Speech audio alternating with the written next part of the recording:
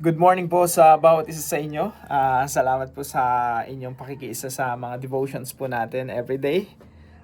Sobrang happy ko po, no? Thank you very much po sa inyo. At marami po kasi nagko-comment na malaking tulong po sa kanila yung mga devotions natin. And yun lang po, masaya na ako, no? Na ginagamit ng Panginoon yung mga devotions natin para mas lumalim tayo. Ano ba yung mga prophets, no? Ano ba yung mga kings? Ano ba yung pagkakasunod-sunod ng Bible, yung chronology?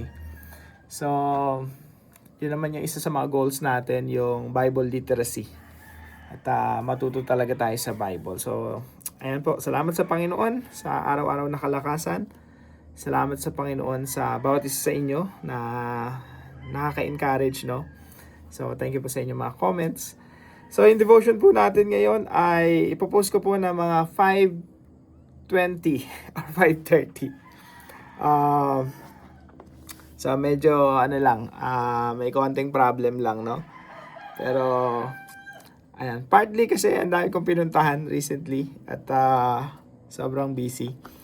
So, popost ko po ng mga 5:20 or 5:30.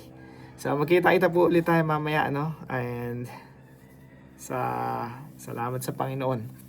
At ang Diyos po yung magbigay sa atin ng katatagan para lalo na sa mga dumadaan sa mga pagsubok ngayon, no? Ang Diyos ang magbigay sa inyo ng mayamang biyaya at mas lalo niyang iparamdam sa atin yung kanyang pag-ibig, yung kanyang pagpapala, lalo na sa mga panahon na nandun tayo sa darkest moments of our lives.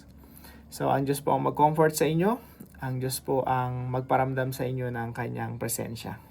At ang Diyos po ang magpala sa ating lahat. So, see you po mamaya mga 5:30.